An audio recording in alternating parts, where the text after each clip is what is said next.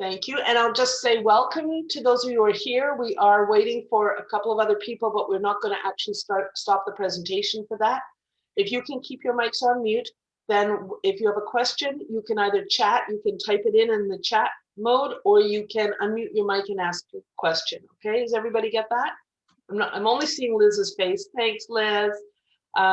David will be taking the presentation. He has a combination of PowerPoint and film. And he's been a popular speaker with West Grey, as well as with other libraries and other institutions. So I'm really excited he's found some time for us. And he'll be doing wild, weird, and wacky weather and introduce something to me that I didn't realize, which was that Ontario's size and location makes it a real locus for weird weather. So this is happiness. I'd like David, if he doesn't mind, to introduce himself, and then this will run about 45 minutes-ish. Okay, so thank you, David, for joining us, and please take it away.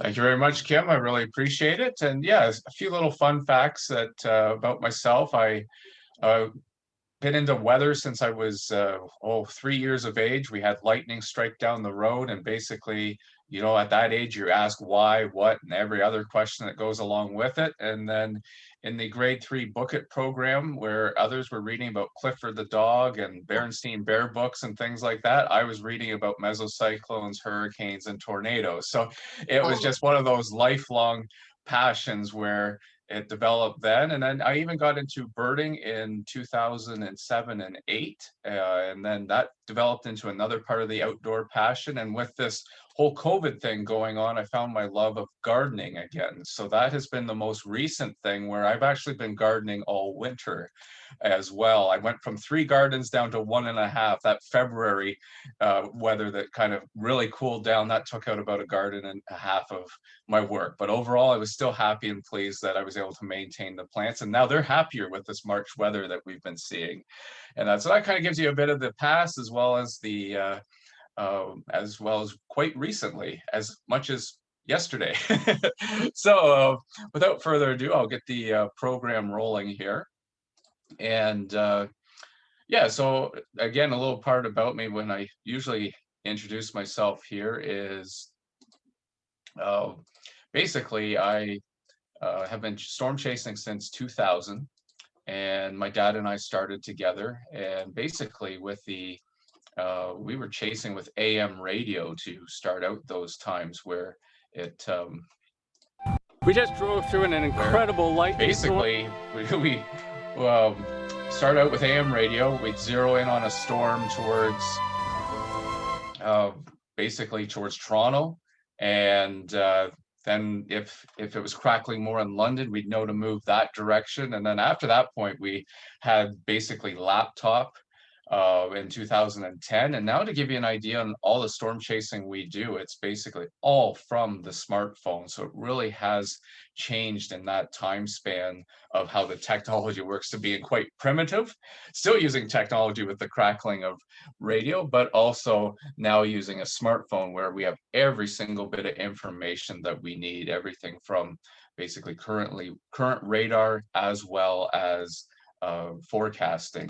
So of course, being a storm chaser, I have to start out with something here, and that is your gust fronts, your shelf cloud. So you may have seen this come into the Durham area before, where you have the storm approaching, you have the rain and the lightning in behind the front of it, and that's where you get this shelf cloud feature. So what's happening is you have the warm, moist air out in front of it, and then you have the cooler, rain-cooled air behind it that's coming down through the storm, and then that fans out and basically runs into the warm air in front of it. And that's where you can see kind of all that coiling action and turmoil right at the front there. And that's your gusting area. That's generally where the strongest winds tend to be, is in the first leading edge part of the storm, maybe a couple kilometers into the storm, but you can even get them throughout the entire storm, even at the back of them, if you have these big downdrafts. So for example, here we have wind, rain coming in. The front is basically overhead now, and you can see this vehicle coming down the road, probably moving about 50-60 kilometers an hour. So what'll happen is you get basically this very intense sheet of rain, and you're going to see that right outside the window here when we look at the driver's side, and you can see just how intense that is. As Canadians, we are used to our wind, or our basically are whiteouts during the winter. But in this case, this microburst actually caused that too. A microburst is basically when the cloud completely collapses and you get very, very heavy rainfall. Another neat thing that we see in the winter here is some lake effect. But before we get to that lake effect, which I know you experience quite a bit in the Durham area, and that we're going to look at snow spouts, and or in this case, snow spout funnel clouds. So this is actually winter. You may have seen the snow in the vineyard there on the ground, and so this is over Lake Ontario. They can happen on Lake Huron, Georgian Bay, and even Lake Erie, although Lake Erie tends to freeze faster before that real Arctic cold air gets in. So there's the hills of Milton and that in the background, and you can see the funnel cloud in the center of your screen there. So how do these form?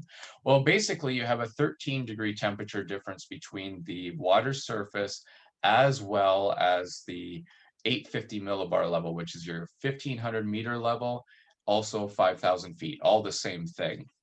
And so when you get that temperature difference, what happens is if you have converging winds from the north and the south, they'll focus in on an area and you may get this cloud deck that forms in a line, basically what looks like up the center of the lake. It can be on any part of the lake, really. It's just where the winds are converging. And what happens is these vortices start to go up into the sky, these thermals, and they connect with these cloud bases. And as these cloud bases continue to grow, they stretch out that thermal and it causes it to speed up. Well, when you get that speeding up process, that is when you start to get the spray ring at the surface and then the stretching out of the funnel cloud above, or you'll actually see it form and condense. So here's an example. I'll take you through it now, where this is your convergence line. There's a joke down here that whenever there's severe weather, Buffalo is going to get hit by it. So there's a great example there. You can actually see the coiling in the cloud too. So there's actually rotation right over the city of Buffalo at that point.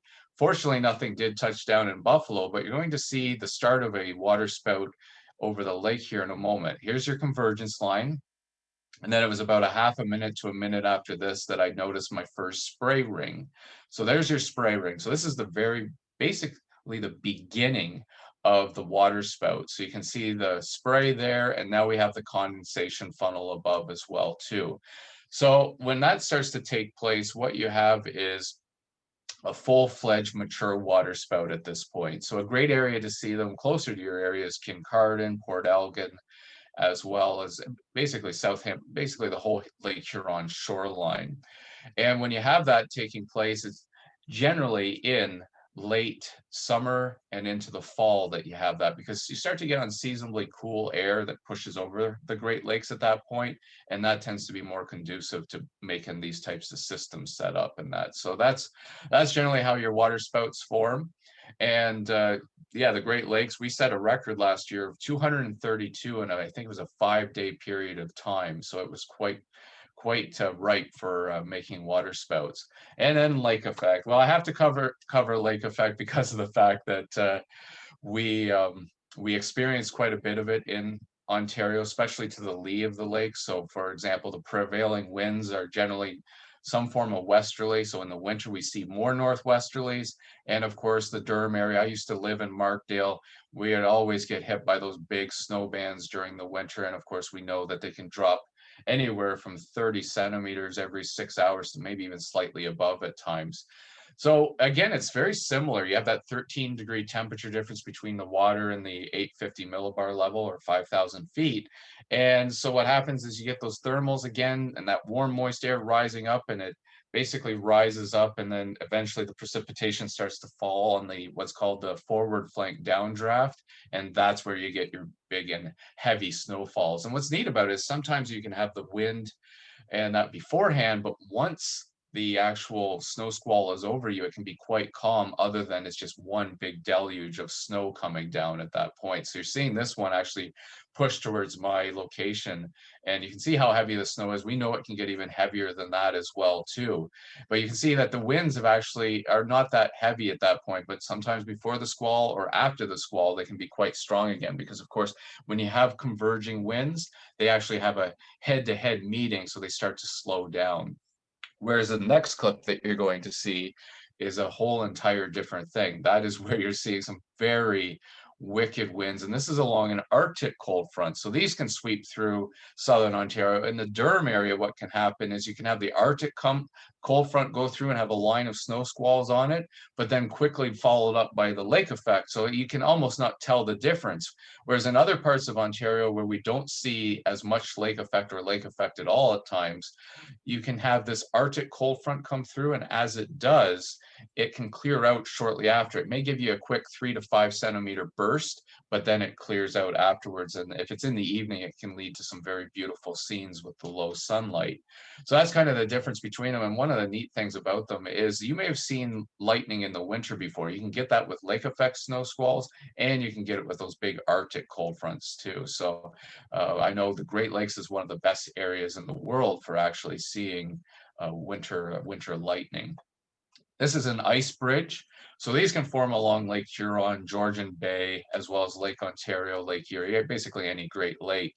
And they typically form, especially on Georgian Bay as well as Lake Ontario, because they're so deep, it takes longer for them to freeze. And then you get the big windstorms that also break up the ice and then throw the mounds or ice up into these big mounds. And Lake Huron again is fantastic for them as well too, where basically what happens is you get these bigger windstorms, and as they come in after there's a mound that is formed, they actually carve out these mounds. So sometimes you can get an ice cave. So the ice cave will actually be facing the water, and you don't get to see it. Or you get an ice bridge where it goes basically right through the back of the mound. So therefore you actually get to see this ice bridge that forms. Well, in this case, you can see the structure above is not exactly what I'd call the most secure. And I wouldn't want to walk across it. And I actually didn't really hang out underneath it very long either too, because with all those icicles up there, it wasn't all that attractive or appealing to how it looked with how sturdy it was. And then there's another thing called Arctic sea smoke. So these can form on the Great Lakes as well. I've seen it on Lake Ontario and Georgian Bay, and I've seen photos of it from Michigan on Lake Huron as well too.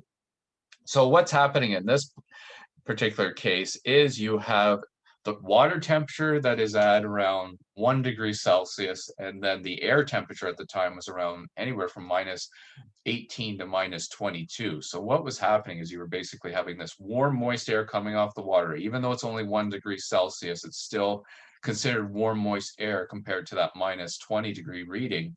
And you get basically instant condensation. And that's what turns into a fog or kind of a steam, or as the name says, Arctic sea smoke. And it's really neat at sunrise, because once the sun starts to come up through it, you get those warm tones where they can be orangish or yellow, and it makes the whole scene look really warm, despite the fact there was nothing that warm about it. So you don't have to necessarily experience this in winter, so you don't have to bundle up per se. You can actually see this in the summer, late summer, and into the fall, when you have, again, those cold fronts come down from the north and it's cold overnight, it's clear. What will happen is you get that moisture rising off your ponds or lakes and things like that. So if you've been camping on a lake before and you wake up in the morning and you see that mist and fog out there, it's basically the same effect. It's just that when you think of Arctic sea smoke, you automatically think of winter instead.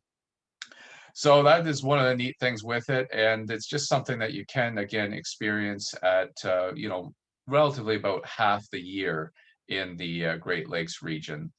And there's also, again, when you have that type of thing, that is often converging in an area, so it's also creating lake effects. So for example, the sunny side of Lake Ontario was the west side, and the east side in Rochester, New York, they were seeing basically anywhere from 2 to 4 centimeters an hour. So it gives you an idea what kind of side is the happy side in that particular case. And then, like I said, you can see that sort of thing in the fall, as well as what can be created in them is what's called steam devils.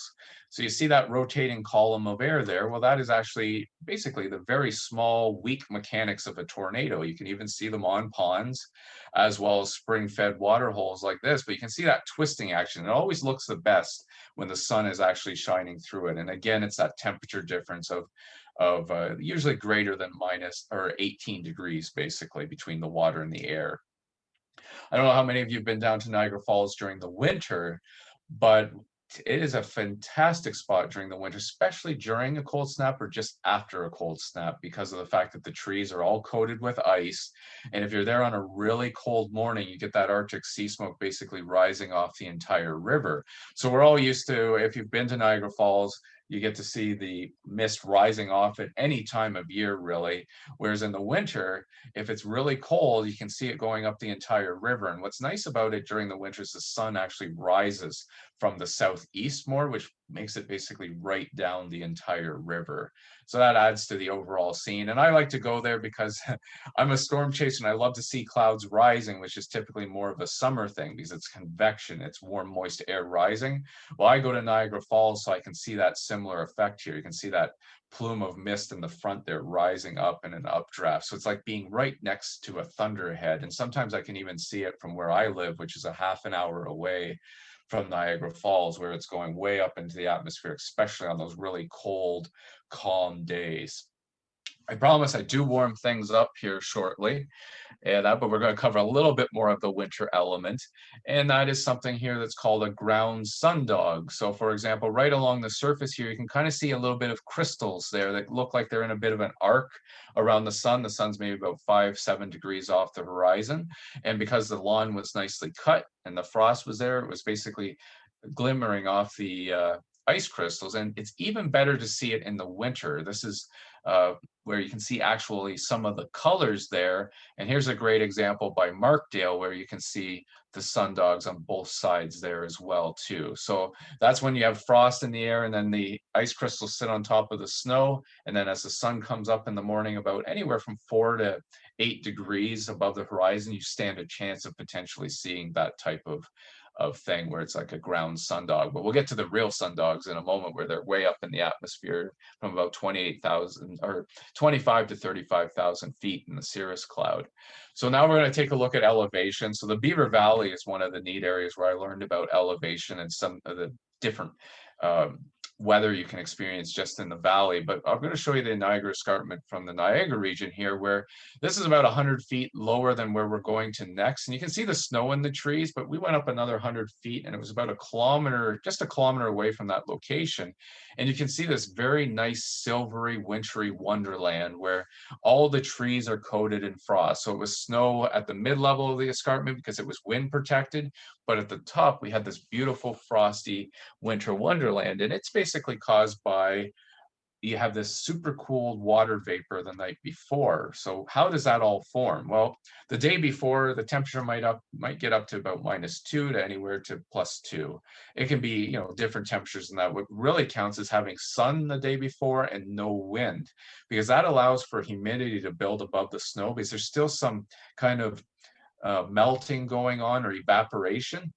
And then the next night, that night basically, as it cools down, it starts to turn into a super cooled water vapor. So it can be -10, -15, and then this basically super cooled water vapor hangs in the air, and every object that it goes over, it coats. You've probably heard the term horror frost. Well, that's often used to describe that type of frost. And there's an example in the background. You can see the super cooled water vapor.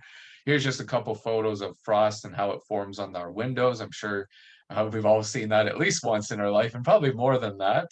And then there's your Arctic sea smoke rising off the river. And again, it's the same, very similar effect. It just keeps coating the object over and over again. You can see it really packing together there. And it can, again, lead to those really beautiful winter wonderland scenes. And one of the things that I miss about living in Grey County and being in the Niagara region now is about I'd say anywhere from 4 to 6 times a winter, I would see these beautiful frosty mornings. Whereas in the Niagara region here, I'm lucky if I see it once every 2 winters. So that's gives you a little bit of an idea of some of the things you can miss, even if it is quite cold when it does happen.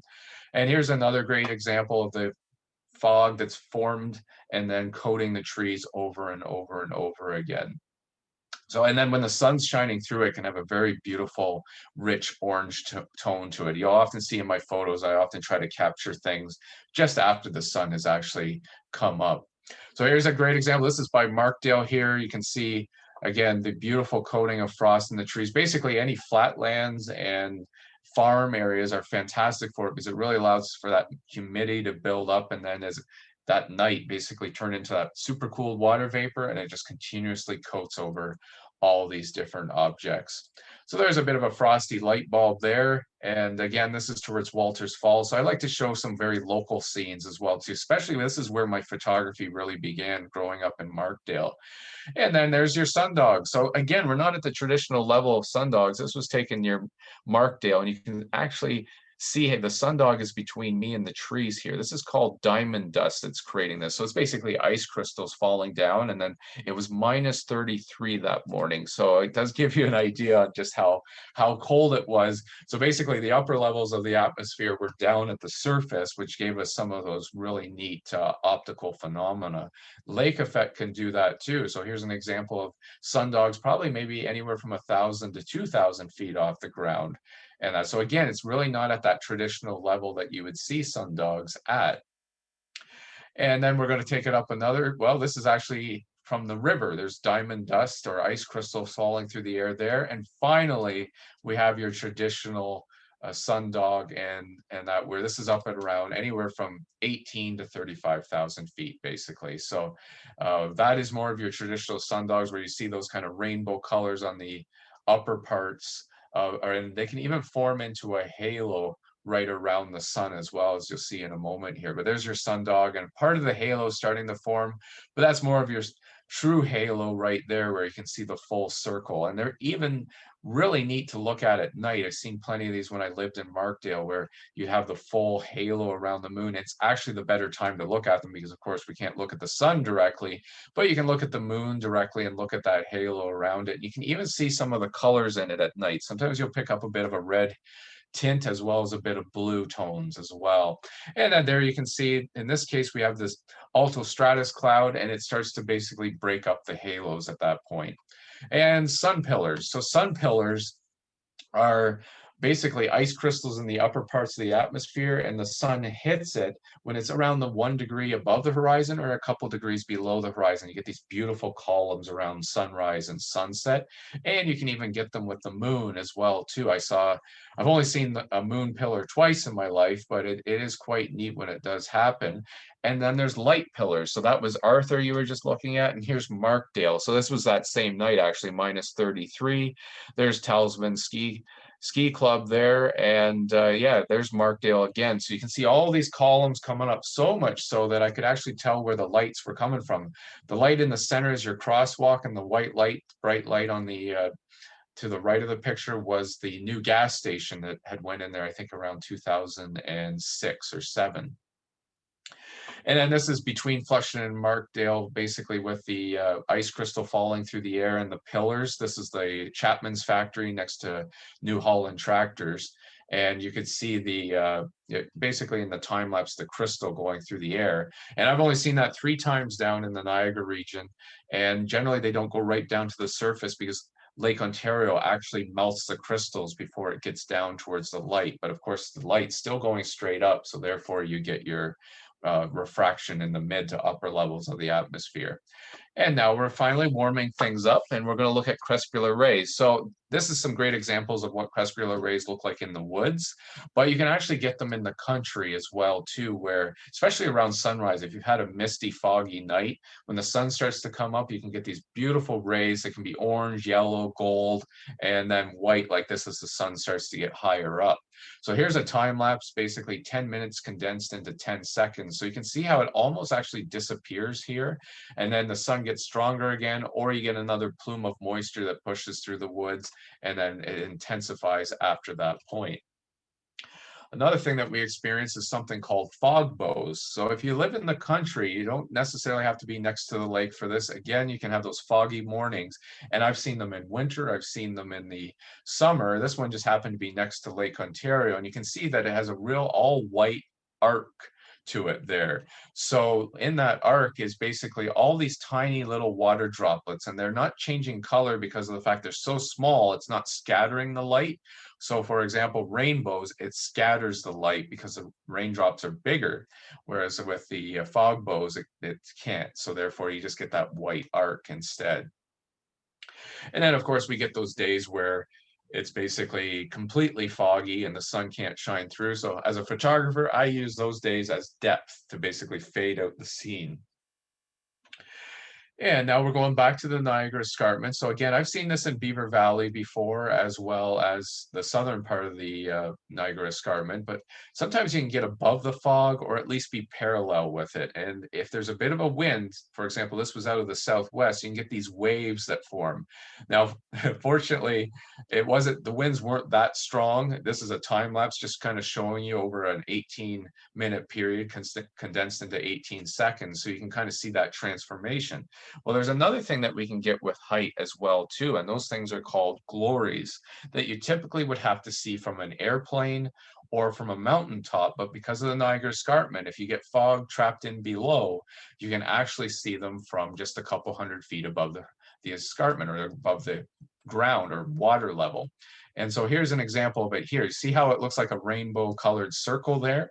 Well, that was because the sun came out, it had been cloudy, and then I had the fog below me on the escarpment, and you can see my shadow there. And what's neat about it is the fact that when you walk, that glory follows you. So for example, if you were flying in an airplane, maybe some of you have seen this before, where you've looked out your airplane window, and if you're above a fairly even cloud deck, you'll see your airplane's shadow as well as these colors around it, and that's what's called a glory. So that you can see from land. You don't necessarily have to fly to see it. It's harder to see, but it does actually happen.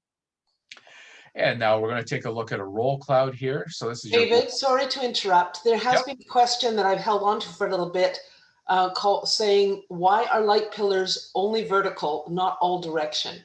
Oh, that's a really good question. So what I'm going to do is I'll actually answer the questions at the end. And so I'll just keep on going through. That's how I've always basically done that. So good. Thanks, David. Yeah, no problem, Kim. And yeah, so with this roll cloud here that you're seeing come in, usually they come in during the summer and the fall. But in this case, you actually have it coming in the winter. You didn't see the snow there. I promise there's some snow pictures with it after. But generally, these form along cold fronts or off the front of thunderstorms. And then here's an example of that just 20 to 25 minutes later here, where it's basically all completely dissipated other than a few puffy cumulus clouds that formed along it. So really neat in that sense. And also here's the photos. As I said, there's Lake Erie, and then you've got this front going over top of it. You'll see in the next photo, it's going overhead. And the really neat picture is next, where you can actually see the blue sky contrast with the rolling kind of, I called it like a big marshmallow cloud, where you could see that curvature upwards against the blue sky. Typically, though, like I said, we see them in the summer, or at least in the warmer months. And so I've actually seen these in Markdale and the Durham area. And what's really neat about them is basically it's when the storm is collapsing. On the front side, the air is going up. And then in this time lapse here, you can see where the air is going down. So I call these rolling gust fronts because they're not always completely detached from the storm. So in this case, it is still somewhat attached to it, but you can see kind of the action that's taking place here. Here's a great example of how they actually truly develop. There's your thunderstorm in the background, and now you have this detached rolling gust front or roll cloud that's basically pushing away from it. So you can see it has a very similar characteristics to what I shared at the start of the program with the shelf clouds. You have kind of that rough area below, that would be your kind of your gust front where the warm and cold air is mixing, and then you have your kind of rolling feature above where it's smoother. And again, about 20 to 25 minutes later, this is all that was left of it. I speed it up in the time lapse, and you can basically see it turns into what looks like a regular cloud deck, where it's just very much your typical sky at that point. And now we're going to move on to fall streak holes. So these actually fall during, or are created during the fall, as well as the basically any time of year. Only July is the only month that I haven't seen them in. They're more prevalent in the fall, winter, and early spring. but this is taken actually in August, and you have this cloud deck mainly of alto cumulus cloud. And what happens is it's super cooled water vapor again up at the higher parts of the atmosphere, and there's a lack of ice nuclei at the time. But when that ice nuclei starts to form, it creates a dominoes effect. And basically that's what happens when you see that circle get cut out of the cloud. It's all starting to fall away from it and can lead to some really neat patterns like what you're seeing here. This is more cirrus cloud, so it can be seen in cirrus cloud. They're just not as often noticed, as well as they're just not noticed because of the fact it's much thinner cloud compared to cloud decks like this, where it's made of alto cumulus. And you can see that kind of falling away pattern here. So there's no real fall streak hole at this point, but you're seeing the process basically take place here, where you have that wispiness that's in the cloud. So that's all, again, falling away from the cloud deck. But you're going to get to see a really neat one shortly after this. This is just the center of a fall streak hole. That was all that was left of it, is a boat-shaped one. So this one kind of is in the shape of a boat or a submarine. And you can actually see it kind of falling away. And so that's out of the cloud deck there. And there's one more really neat one, and that is at night. And this was over the city of St. Catharines. And I used the light to show it. And some people have actually called these in as UFOs because, well, you can see that circular shape to it. And another name for them is hole punch cloud. And it looks like somebody just took a hole punch and basically punched the cloud, leaving this really neat circular pattern. But I've seen them all around southern Ontario, and generally once or twice a year. So they are rare, but if you keep an eye on the sky, you can generally see one, or at least the formation or creation of it. And now we're going to look at northern lights. And compared to where I live, the Durham area is much better for seeing. And this is actually near Markdale. And generally, the northern lights are range from 0 to 5 when it comes to geomagnetic storm. And so 0, if you want to call it, would be minor, actually minor storm, and then you have G1 to G5. And to see them in Markdale or Flushing and Durham, to get north, you just get out of town. You can even see them in town, but if you're just north of town or if you're out in the country, just keep an eye to the northern sky. You can potentially see them. I'll also be sharing a website at the end as well. One's called spaceweather.com and spaceweatherlive.com, but I'll share that in the chat as well too. But yeah, basically what you have is a bunch of sunspots on the sun, and if one of them releases a coronal mass ejection and it's Earth directed, then that is when you can have it interact with our interplanetary magnetic field. And if that tilts south, it allows the energy into the upper parts of the atmosphere, and that plasma that came from that coronal mass ejection then mixes. Basically, all that energy mixes with our nitrogen atoms as well as our oxygen atoms in the upper parts of the atmosphere, and that's when you start to get the reds and the greens. So here's an example. There's the city of Toronto. There's the northern lights above it. There's a bit of dawn starting as well too, just to add in more light to the scene. But these were actually quite visual to the eyes, and this was a G3 storm. So for me to see them in the Niagara region, they generally need to be a G3, whereas in Markdale or Flushing or on Georgian Bay, a G1 during a substorm like what you're seeing there, where it breaks into rays and curtains, that is when you get the, you can really see them as well too. So like I said, light pollution makes a big difference. And now we're going to take a look at cumulus clouds. So often in Markdale, I remember looking up and you'd see those puffy cumulus clouds forming. Well, I've never really looked at them with great detail to notice that sometimes there'd be funnel clouds underneath them. And so here's an example of a funnel cloud. There's the blue sky in the background, and you can see this funnel cloud going overhead. So we often think of funnel clouds being associated with severe thunderstorms. Well, when you get those early developing cumulus clouds, you can get these funnel clouds that form, and generally they last for anywhere from a half a minute to 2 to 3 minutes. And so if you're out gardening, or if you're just outside enjoying a walk or sitting on the deck and you just have those puffy cumulus clouds going by, it doesn't hurt to take a closer look and potentially see a funnel underneath it. I generally see about 20 of them a year just by being outside here and there. And so that gives you an idea that it's something that you can experience. And if it's on a very small puffy cumulus cloud like that, or in this case, not really even much of a cloud above it, you don't actually have to worry about it coming down to the ground because it's just so small. There's not enough energy for that to actually happen. So there's an example of it dissipating out there. And then you don't necessarily need a funnel cloud for it to be entertaining in the sky. There you can see this cloud kind of basically kind of churning and then rotating in on itself. So you can get a lot of cloud motion, especially along the lake shores and lake edges. And but even inland, you can see that type of thing. So you can see how this one's kind of pulling in the larger cloud as it wraps around itself. So again, doesn't have to be a funnel cloud to be interesting. And then of course, this is not when you necessarily want to be outside. And Durham, unfortunately, knows this very much firsthand with the 2009 tornado. And so this is your full-fledged supercell tornado. This is near the Arthur area. And you can see you have rapid motion in the funnel.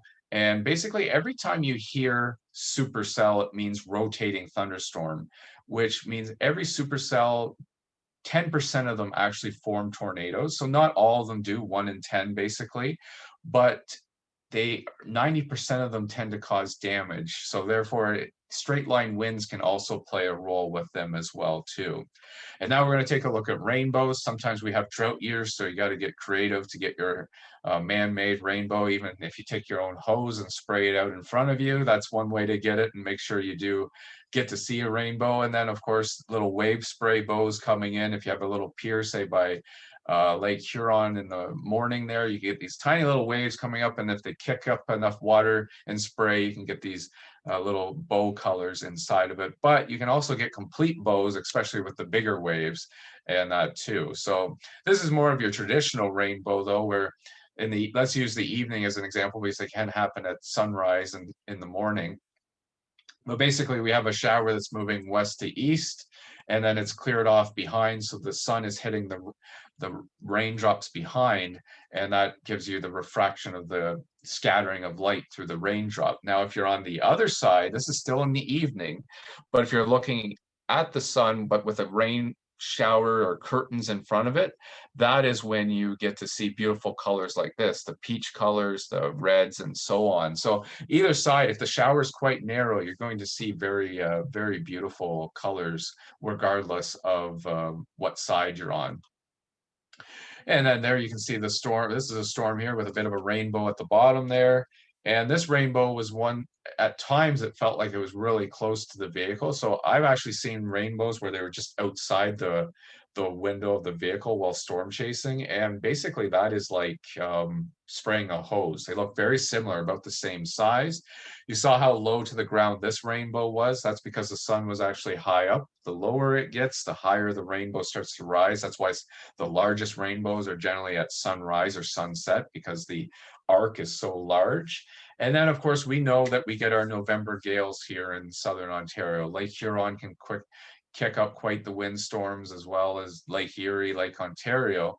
So I'm going to explain a bit of the process behind it. And generally on, well, we'll use November 15th of last year as an example. So St. Catharines saw winds of 141 kilometers an hour. Lake Erie saw winds of 131 kilometers an hour. That's where I was positioned at the time.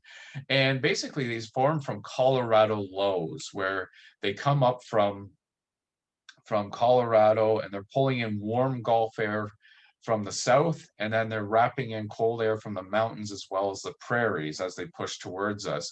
And as it continues to pull in colder air and warmer air from the south, the low pressure center deepens. And as it continues to deepen, the winds pick up, and generally in the fall, that's when the storms, the low pressure centers actually mature over the Great Lakes. So that's why we often get the big windstorms, because they've reached full maturity at that particular point. So that gives you a bit of an idea of the type of low that does it, as well as how they use the cold air from the north, as well as the warm air from the south. And some of the neat things that can happen with these lows is you can get what's called sashes. So for example, the southwest flow coming up Lake Erie causes the west end of Lake Erie to be 7 to 8 feet lower, and then the east end of Lake Erie can be anywhere from 7 to 8 feet higher. So it really gives you an idea how there can be quite a bit of water displacement with it. And now we're going to cover lightning, because lightning is actually one of the things that got me into photography, and this is called bolt from the blue lightning.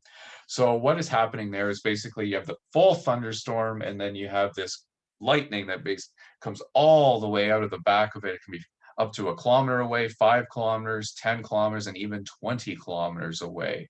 And so when that happens, that's why they say wait 30 minutes after hearing the last rumble of thunder before going back outside. So you can see here, this is cloud to air lightning, so much smaller, and it's actually the weakest form of lightning. You have the negative charge in the cloud, and then the positive air, the charge is in the air around it, the positive aspect of it. So that's generally your cloud to air lightning.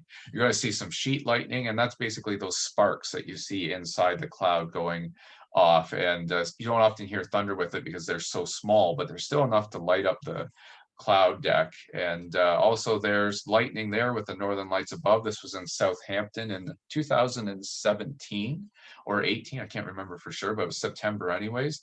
And so you can see the lightning. I've only seen that twice in my storm chasing career, so 21 years of work. And then anvil crawlers here. This is a lightning basically crawling along the kind of the mid to upper level parts of the storm, especially when they start to collapse. And you'll see cloud to cloud lightning. So from one storm to another storm, it's basically balancing out the positive and negative charge again. And upward lightning. So you're going to get to see it again here, actually. There's the upward motion. These usually come from things like high rises, radio towers, and now windmills too. So you're going to see another example here where it's coming up and then across, usually triggered by a nearby cloud to ground lightning strike. So this is real time. You'll get to see the slow motion version after this, but I want you to watch to the right side of your screen. You'll see the cloud to ground lightning strike. And then you'll see all of a sudden, a few fractions of a second later, it basically lights right up where you get a whole bunch of forks going back into the sky. So usually beforehand, it used to be radio towers and high rises where you get 2 or 3 of these coming off them. And now with the windmills going in parts of Ontario as well as into the US, there was actually a videographer storm chaser there that caught 17 of them going back up into the sky. This was down towards the Chatham area where all these were going back upwards, and you can see kind of that fork going right up back into the sky. So really neat. It was kind of like a battery, a round circuit aspect to it. Then there's stratiform lightning. This forms again on the backside of a decaying thunderstorm. Generally when it's weakening, it can be an entire line that actually starts to decay at the same time. So there's actually been lightning measured in the United States there in Oklahoma that was 399 kilometers in length. So it just traveled along the backside of the line. This one that you're looking at here was actually 67 kilometers in length. And I was working with Environment Canada at the time on a project where I was basically the ground confirmation. They have the software that they could see the lightning in 3D as well as measure the distance. But more importantly with that software was the fact that they can measure when a storm's lightning speeds up. So if it's intensifying, lightning can be an early indicator of that happening. Therefore, it allows them to potentially issue warnings sooner because it can be a sign that the storm is either increasing in hail or potentially if there's the right wind shear environment for tornadoes as well too. So that's part of what I think that was about 3 years ago now that was helping them out with that aspect. And then here's some more examples of basically lightning going from one end of the sky to the other. That couldn't even fit most of the lightning in the frame. And sometimes I'd see it go from literally the base horizon right across to the other side of the horizon too. And again, when these lines are collapsing, you can get these mimetis clouds. It's usually a sign that there could be still severe weather happening, or that it's over now and the storm's starting to subside. But regardless, what's happening here is you have these bubble clouds that are forming in kind of a bulb-like shape. And when you have that bulb-like shape, it's cold, humid air sinking. And it's often around thunderstorms, but even in the winter, if you're keeping an eye on the sky, you can see them happen, especially when a low pressure center is pushing into the area and there's no storm with it at all. It's just the clouds sinking. And last but not least, we're going to cover mirages. And this is an inferior mirage. So an inferior mirage is like that one where you're driving down the road on a sunny day, the sun's out and you see what looks like a puddle up ahead. And then of course you get there and the puddle is gone. Well, that's because of the fact that you have the warm pavement and then the colder air going over top of it, which bends the light back to you as the viewer as looking like a reflection of the sky, basically. So that is your inferior mirage. Now we're going to take a look at a superior mirage, and this is really neat because you look at Toronto there, it looks a little bit long with the buildings, but in the next scene, you're actually going to get to see how the buildings look like they're completely disconnected. They're hovering above the buildings below. So it gives kind of Toronto that futuristic look. And what happened here was the fact that Lake Ontario is very even in temperature, especially in the spring and early spring to even July at times, depending on how quickly it's warmed up over the spring and early summer. And basically you have this area that's very even in temperature. So what happens is the sun is warming up the air masses or the land around it.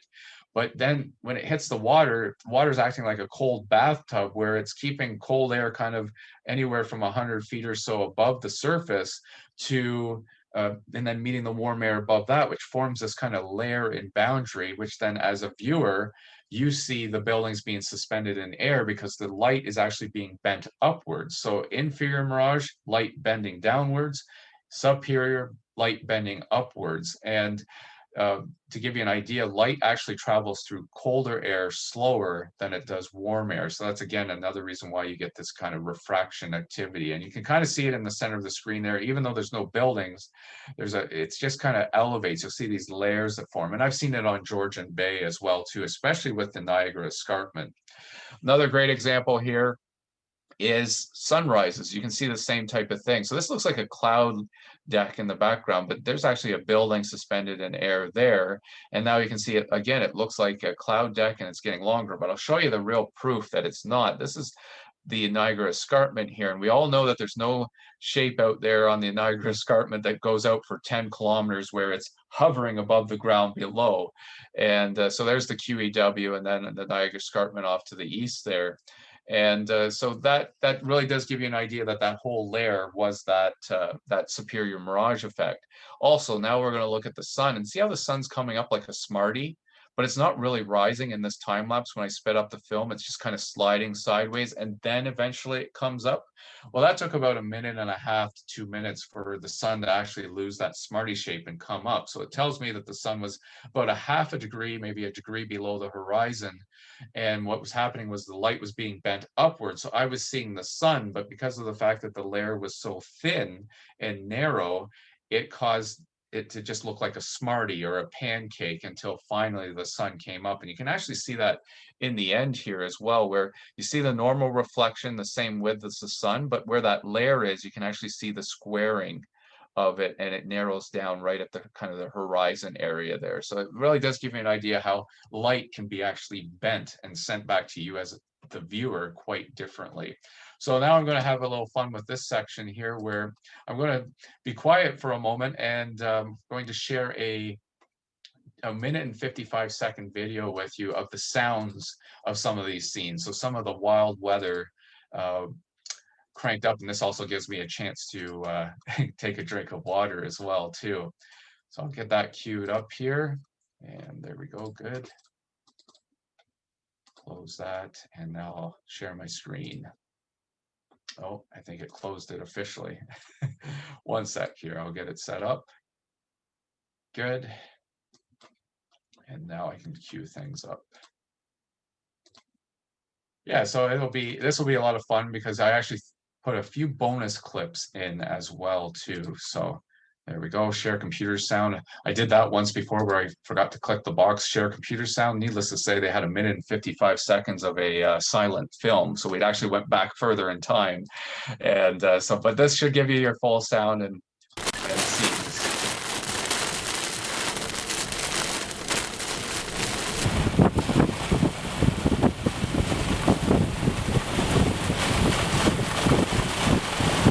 So you think that's a pretty solid hail core right there? Yeah. Yeah. Going green. Yeah.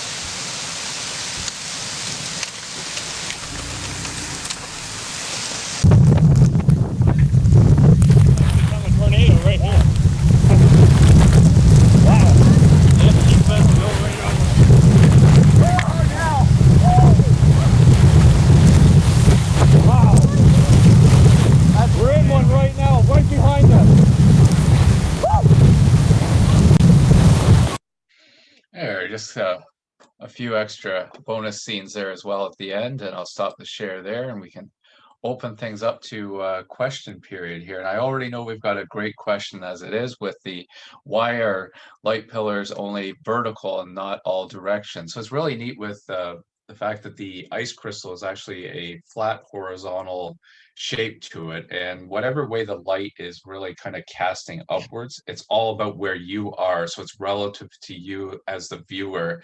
And so that's how a lot of optical phenomena are can look have different shapes to it, despite the fact that light is really actually going all different directions. So for example, with the light pillars with Markdale, sometimes I could be on the east side of town and you'd have really nice light pillars, but I would travel to the west end and the light pillars wouldn't be as prominent or might not even be there. And so I found with that was the fact that it had a lot to do with what direction the wind was also coming out of as well too. And so that's some of the neat things with that. And yeah, so because yeah, it would be I think that'd be really neat actually if light pillars went every which direction, but I think it would be quite blinding as well too. So excellent question though, because it really had to actually make me think about it, because I go, well, yeah, why does it not? But it's generally where the light direction is going, but it's also where you are as the viewer too. Even with the glory that you saw in the video and presentation there, when you walk, it follows along with you. And rainbows are very similar too. If you ever have a rainbow that's in your backyard and you have 2-3 people standing there, that rainbow is in different locations for everyone. That's why we never get to actually catch that pot of gold at the bottom of it. That was actually, can you hear me? Yes, I can, Robert. That was actually my question. You also see the same kinds of things with on highways with traffic ahead, lights coming ahead. So it's the same phenomena, I guess. Yes, actually, if you've been seeing that on those cold nights, and if it's a frosty night and you see a vehicle driving towards you, you can actually see what that column going up above it, which is really neat, because sometimes if you have multiple cars, but you're not directly right next to the light, it looks like the pillars are driving down the road. Yeah. Okay. I have several questions. Oh, sure, absolutely. Sure, yeah, absolutely. I think my observation is that with lake effect snow, well, I guess it's a question. Yep. It seems to me that lake effect snow isn't any greater, the snowfall isn't any greater along the shoreline versus inland 50 or 100 kilometers. Like where I'm living is not far from Durham. So, you know, I know the elevation has gone up. So is that an elevation effect that Durham and then even when you get out to further east, the snowfall can be greater? Yeah, you're onto it there. It's actually playing a big role on it, because sometimes what happens is actually a lot of lake effect develops on the fact that, yeah, you get this really nice streamer coming off of the lake, and over the lake, it's got really nice form to it. But as it goes over land, there's friction that also slows things down. And of course, as land elevates towards, for example, Durham, Dundalk, and that area, it starts to slow down. So you can actually sometimes even get heavier snowfall rates in further from the lakes, because of the fact that it's basically kind of packing into itself and then dumping at the same rate, and can even enhance the rates as well too. So yeah, you were right on to that with the elevation playing a role on it as well too. Yeah, because sometimes Southampton and Port Elgin have less snow than we do inland. Yeah, exactly. Yeah. Okay. Sorry to dominate here. Is there other questions? I've often wondered about why the directions a cloud is going is often different than the ground level wind direction. Can you just add to that? Absolutely. Yeah, no, that's a great question. And basically what happens is we often have changing winds with height. And so I'm going to use a thunderstorm as a great example here, because it kind of gives you an idea how it can work differently. So when you have a thunderstorm coming in, it generally at the surface, you have the southeast wind flow or a southerly flow that's feeding it. And then you can go up just, 100 meters or so, and it can be more southerly. and then you can go up to maybe 1 kilometer and it can be more southwesterly. You go up 3 kilometers, it can be more predominantly west. And then you can go up to anywhere from 5 kilometers up to 10, it can be more so out of the northwest. That's actually called wind shear. So that's veering winds with height. So when it comes to these low pressure systems that are coming in as an entire system, at the surface, they're generally pulling in that warm, moist air. And then as it pulls in and comes up against the warm front, when you get north of that warm front again, you actually then start to have a southeasterly flow, and then as it wraps around the low, you get kind of an easterly flow, and then on the backside you get a northwesterly flow. So it's basically that circulation that causes the winds at the surface to be different than the clouds above, because up there they're not running into any objects as well too, and we just have the prevailing winds with height. So for example, at we'll call it the 850 millibar level, which is your 5,000 foot level, 1,500 meter level, you have generally again still a very strong southwesterly component. And then as you get to that 10 to 15,000 foot level, that might be where you have a strong westerly component. So therefore it's still at the surface, you're getting that southwest wind or southerly wind, but now the prevailing winds as they speed up faster through the atmosphere are taking over and kind of controlling things more. And then your cloud tends to follow along with that too. So that's generally why you get different changes with height and how you can end up even with wind shear with thunderstorms as well too. Thank you, David. I think we'll cut it off there, although I'm sure we can all ask a few questions. You bring up a lot of really amazing phenomena that I've never even heard of, some of them. So I really appreciate all the research and the glorious imagery, because it really changes your perspective just looking at a bank of clouds. It's no longer a bank, it's a deck. So well, exactly. And I did share some websites in the chat here. Yes, thank you. That's got glossaries and yes. Yeah, lots of 3 or 4 different links. So if anyone wants to check those out, that's part of it. David's presentation will be up on West Grey Library's YouTube channel for 4 months. Thank you very much for that, David. That's a concession, I think, for pandemic fever. Certainly a good antidote for it. So I'd like to thank everybody for showing up today. Even some people we weren't expecting, I appreciate that. And a big, big thanks to David for, once again, a really entertaining and informative presentation. Thank you so much for sharing your knowledge and your enthusiasm too. Oh, thank you very much, Kim. It was an absolute pleasure to be back home again, even though it was a virtual platform. And Robert, thank you very much for your questions. They were perfect. They were excellent. There was even one there that I go, I haven't had that one before. So that was really nice too. So thank you very much. And yeah, overall, thank you everyone that came out. And I'm very happy to have my program shared on the West Grey YouTube channel for a 4-month period. So if you want to watch it again or tell a friend, feel free to do so. Thanks very much, David. Tim, I really have one more important question. Okay. Seriously Am important. I allowed? You have about 30 seconds. Go. Okay. First of all, it's a great presentation. Thank you. Thank you, Robert. You gave the impression that when you see sunsets in the west that are very reddish, that they are due to light refraction in the moisture as opposed to dust. Is that true?